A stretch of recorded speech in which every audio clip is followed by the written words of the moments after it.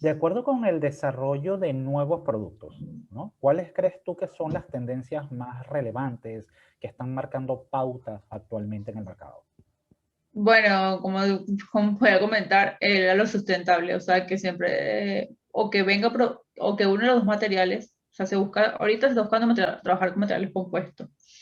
Y en este sentido, que por lo menos uno de los dos sea de origen natural, ya sea, por ejemplo, fibra de madera o fibra de vidrio, en estos casos, o partículas. De hecho, hay unos casos que están trabajando incluso con yuca, o sea, desde la yuca o el maíz o el almidón. Y esto ya va cobrando un poco más de auge y son más empresas las que buscan trabajar con estos productos. Eso es un punto que yo veo a su favor, o si no, la reciclabilidad.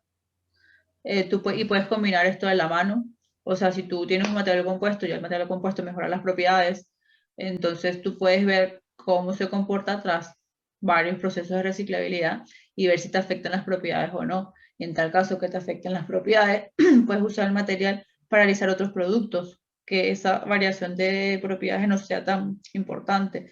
Y eso puedes ampliar e incluso puedes abarcar diferentes sectores. Lo importante es Correcto. buscarle siempre otro uso. Por ejemplo, ahorita estoy viendo acá que tengo una botella de agua usando como un flojerero. Entonces, es esa mentalidad y es lo que buscamos hoy en día, que ya son más personas las que están sumando, más países, e incluso ya hay leyes que tienen la necesidad, o sea, hay leyes que ya determinan que esos productos por lo menos sean reciclables, que es Correcto. O sea, en obligación. general, correcto. En general, las tendencias que marcas es incorporación de material de origen vegetal o de origen biológico en un compuesto plástico, la reciclabilidad y con este ejemplo hogareño, la reutilización, ¿no? Sí, Entonces, disculpa, pero un ejemplo como más para así darle sí, un contexto del día a exacto día, contexto y pensamiento a las personas. correcto. Entonces, pareciera que todas estas tendencias están relacionadas con el cuidado del medio ambiente, ¿cierto? Sí, de hecho, no sé si puedo mostrar otro caso práctico Sí, que se por me viene a la supuesto. cabeza. Sí, es hora Por de ver. ejemplo, creo que es en Taiwán, que está este edificio que se llama EcoArt, que tiene un premio y es un edificio hecho a partir de botellas de plástico. O sea, ellos se dieron la tarea de ver cuál era la basura. O sea, dijeron, ¿qué hacemos? Vieron la basura de sus oficinas, de estas personas las que tuvo el proyecto a cargo, y se dio cuenta que lo que más abundaba eran botellas de plástico. Entonces ellos tomaron la iniciativa y reciclaron todas esas botellas, las volvieron otra vez escamas o pellets y convirtieron en unas botellas gigantes, y así es que hicieron los paneles, que eran los paneles estos que construyen el edificio, Ujú. y es un edificio hecho de botellas de plástico reciclable.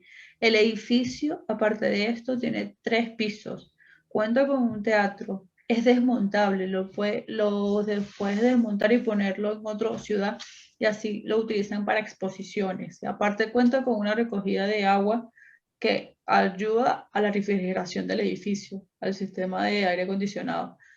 Entonces, ya estamos llegando al punto también de construcción. O sea, sí se puede hacer esto, sí se puede lograr el que sea, trabajar con polímeros sin tener esa mito en la cabeza de que es verdad, que contamina, pero la cuestión es el uso que se le da. Correcto. Y en base a tu experiencia, como nos mencionas con el trabajo de materiales compuestos, un material plástico mezclado con un material de origen biológico o vegetal, ¿cuáles fueron, hablando de tu trabajo, cuáles fueron las limitaciones técnicas o tecnológicas más relevantes que te encontraste en el proyecto y que evitaría que se use más rápidamente en el mercado? Bueno, por ejemplo, nosotros tratando de hacer, o sea, un buen trabajo y llevando paso a paso el esquema que teníamos que hacer, necesitábamos, nosotros y que bueno, sabemos que son materiales de origen diferentes, entonces obviamente esto necesita un agente compatibilizante. La empresa no nos quiso dar el nombre, entonces eso es algo que se puede trabajar o se tiene que tener en cuenta al momento de usar estos materiales. No es que, ay, mira, voy a usar estos materiales, no, tienes que tomar en cuenta que necesitas un agente compatibilizante Entonces, y eso va a depender tanto del polímero como del refuerzo natural que tú tengas, porque puede ser que un agente compatibilizante que tú estés usando para trabajar un polímero con una fibra de vidrio no sea el mismo que utilices un polímero para trabajarlo con una fibra de madera o con almidón, porque esto siempre va a depender de las moléculas. Eso puede ser algo que también limita a las empresas a decidir por cuál irse, porque si necesito varios tipos de compatibilizantes, eso me puede también llevar gastos o me puede llevar otros procesos también de continuidad de cómo afecta el material. Entonces, por ejemplo, yo en este caso, la empresa estaba destinada a polipropileno porque trabajaban con ese y con fibra de madera. Nos desconozco si ellos quisieran ampliar el mercado y utilizar otro tipo de refuerzo y así hacer otro tipo de, usar otro tipo de agente compatibilizante, pues también implicaría repetir todas las pruebas. Entonces, creo que eso es una limitante de hacer todo el proceso, estudiar. Bueno, también es, ya como estoy mencionando, el proceso de estudio de cuántos procesos se pueden soportar. Nosotros, la empresa nos hizo el favor, nos dio el material, nosotros lo evaluamos y ahí pudimos ver que el material hasta 10 ciclos aguantaba. Entonces, pero igualito va a ser función también de la objetividad del producto. O Correcto. sea, nosotros hicimos en base sacamos el material, lo volvimos a pasar por la máquina, le estudiamos las propiedades mecánicas, las propiedades físicas, las propiedades térmicas, pero desconocemos el producto, o sea, La el finalidad producto del final, la producto. finalidad del Ujú. producto, pero sabemos que térmicamente era bastante estable, Correcto. así que se puede decir que sí lo soporta porque obviamente no va a superar siempre, no va a superar temperaturas de degradación y de fusión del material. Correcto. Entonces, por ahí estamos bien. Pero así, para concluir, diría que es la repetitividad de las pruebas que se te tienen que hacer y conocer la estructura química de los materiales a trabajar. Excelente. Sí, exacto. Puntualizando un poco lo que nos has mencionado, tendríamos saber o identificar correctamente cuál material vamos a incorporar a esa matriz polimérica, en base a qué material vas a incorporar, utilizar algún agente compatibilizante que mejore las propiedades de integración entre ambas fases, digamos así, de la mezcla. Y la información que nos das acerca de las pruebas que realizaron, ustedes pudieron demostrar que las propiedades se mantenían, el material siendo reciclado una y otra vez hasta 10 veces, 11 veces. Correcto, perfecto. Entonces, cuando ya pasamos a esa etapa un poco más general, no basándonos solamente en ese caso que tú planteaste, ¿qué aspectos son importantes entonces a tener en cuenta al plantear alternativas en envase? O sea, dice general. En general, ajá. ¿Cuáles serían, si alguien comienza y dice, yo quiero elaborar un material sostenible, que cualquiera de las tendencias sea reutilización, incorporación de material biológico, reciclaje, etcétera, ¿cuál serían esos puntos importantes que tú mencionarías a tomar en cuenta? Aparte de esas, o pueden ser de esas mismas. Pueden O ser esas de esas. las opciones.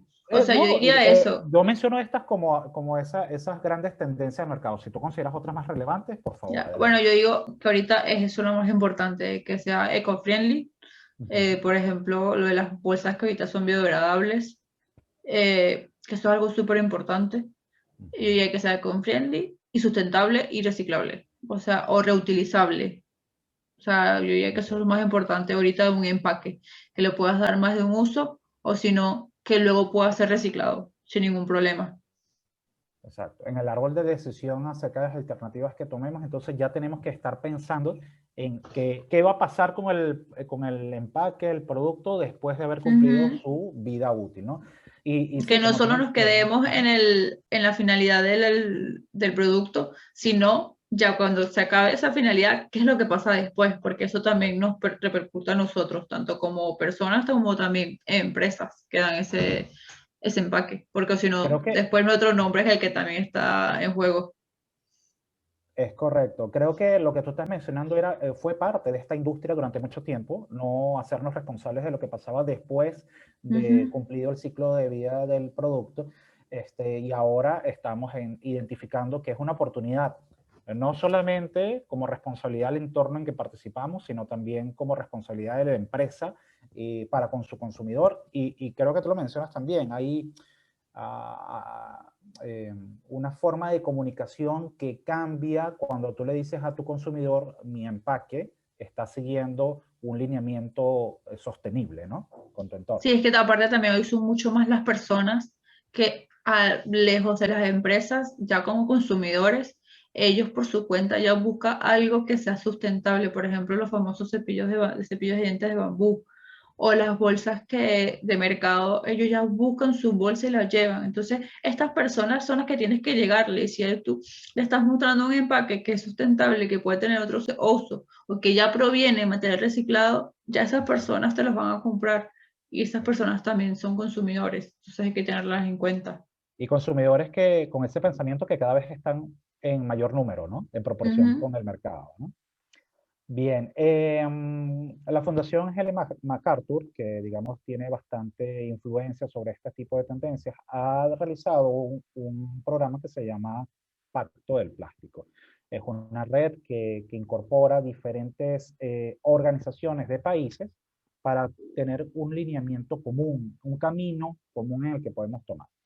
Entre esos aspectos que busca, esos objetivos, está que para el año 2025 todos los envases sean reciclables o reusables. ¿Tú consideras que esto se puede hacer en ese plazo? Ya estamos a 4 años.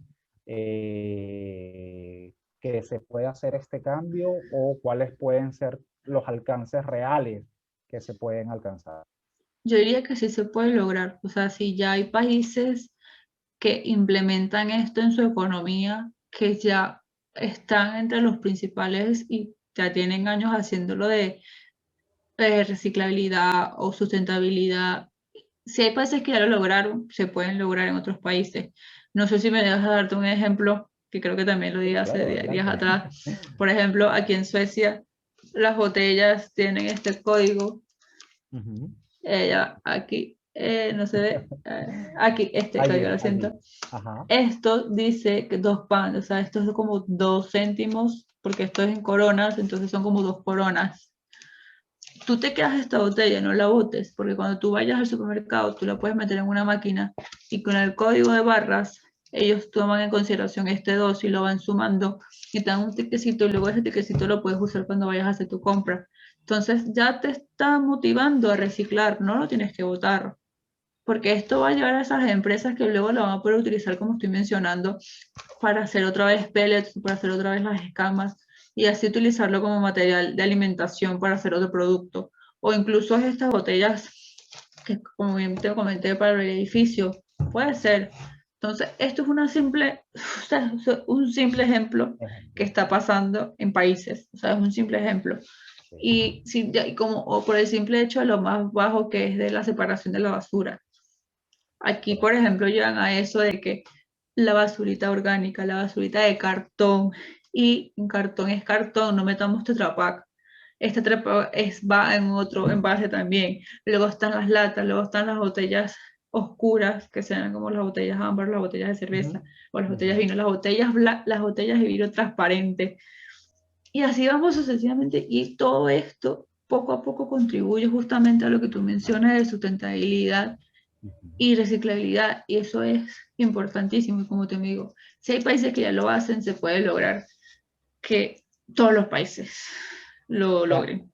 en este futuro hacia el envase sostenible, entonces parece que no solamente hay un actor, el fabricante del envase o del empaque, también está el consumidor, al que hay que quizás orientar a cómo debe manipular los residuos una vez haya cumplido el ciclo de vida de su producto, motivarlo tal vez con estas experiencias como la que tú muestras allá de este envase de agua en Suecia.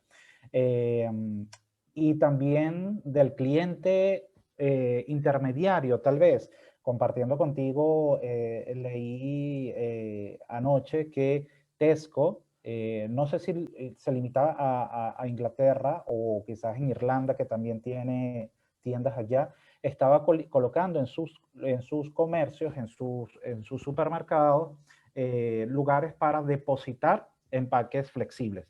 O sea, en tecnologías de recuperación, si tomamos la vía del reciclaje, sabemos que muchos films se pierden en el camino o no se pueden separar adecuadamente. Entonces, este intermediario está motivando a los consumidores a poder depositar sus residuos de empaques suaves, creo que lo denominaba en la noticia de la BBC, en sus tiendas. Entonces, instantáneamente, al implementar un tipo de tendencia como esta, ya tienes disponibles, si mal no recuerdo, mencionaron 171 tiendas, ¿no? 171 tiendas o 171 puntos de recolección rápido en donde tú puedes ir, si el cliente está en conocimiento y está motivado a hacerlo, en depositar este tipo de residuos, ¿no? No, no te vayas muy lejos, o sea, con el simple hecho de que años atrás nos parecía impensable poder recuperar todos los materiales de un Tetra Pak, o sea, de lo que sería un brick. Hoy en día existe una planta, que es la más grande del mundo, que está ubicada en Barcelona, perteneciente justamente a Tetra Pak, con Stora Enso, que es una empresa sueca, o sea, nórdica, que separa tanto el aluminio, al fin el aluminio, como la parte polimérica, como el cartón de estos envases. Entonces, esos años atrás era impensable y ahorita ya se está haciendo. Entonces, las empresas ya están trabajando en busca de esa sustentabilidad y de esa reciclabilidad porque ese es el futuro. Entonces, se puede lograr cosas porque o lo que hoy no es, o lo que hoy no puedes lograr, posiblemente en unos años lo hagas. Y para cerrar, si tuviéramos la oportunidad de llegar con esta entrevista a algún ingeniero que se encuentra en una empresa que nunca ha hecho trabajos de dirigir el diseño de sus empaques hacia la sostenibilidad y desean hacerlo a partir de ahora por todas las tendencias, ¿qué le recomendaría? ¿Cuál sería ese mensaje que le pudieses dar a esa persona que dice, bueno, ahora tengo en mis manos un nuevo proyecto, veníamos haciendo esto de la misma manera durante todo el tiempo y ahora me están pidiendo desarrollar un empaque que vaya encaminado con estas tendencias? ¿Qué le recomendarías? Bueno, primero que todo, que haga ese estudio porque a veces cuando no tiene o sea, esa mente de qué pasa después del empaque es lo que pasa de que no es sustentable. Entonces, si ya tú piensas que aquí termina tu proyecto, no. O sea, piensa más allá. Aquí se acaba la vida de tu producto, pero ¿qué pasa después de que dejó de funcionar? Ahí ya con ese pensamiento solamente esa iniciativa ya estás contribuyendo en algo. Y ya que tengas eso en la cabeza es que tú vas a poder pensar, ¿cómo hago para que mi producto sea sustentable? ¿Qué iniciativa puedo hacer? ¿Lo puedo reciclar? Y si lo reciclo, ¿lo puedo utilizar para el mismo empaque de alimentos o lo puedo utilizar para otro material? O puedo reciclarlo y dárselo a empresas que lo utilicen para poder hacer productos reciclados, por ejemplo, tuberías. O sea, bastante tuberías son hechas con material reciclado porque justamente no tienen esas restricciones de contacto con alimentos o contacto con líquidos. Entonces, eso ya son otras cosas. O esas son un ejemplo, o lo voy a hacer etiquetas, posiblemente se pueden hacer etiquetas como estas. Entonces, siempre es eso, pero yo diría que comenzar, ¿qué pasa después de tu producto? ¿Cómo puedes hacer para que darle un segundo uso? Perfecto. Muy bien, Irangeli, te agradecemos este tiempo que has compartido con nosotros para comunicar estas opiniones que tienes acerca de los envases sostenibles y lo que va a poder ser la evolución hacia adelante y cumplir con todos estos propósitos que la industria se ha determinado. Muchas gracias Gracias por a ti, este. Alejandra, otra vez, nuevamente por el contacto. Seguro, gracias.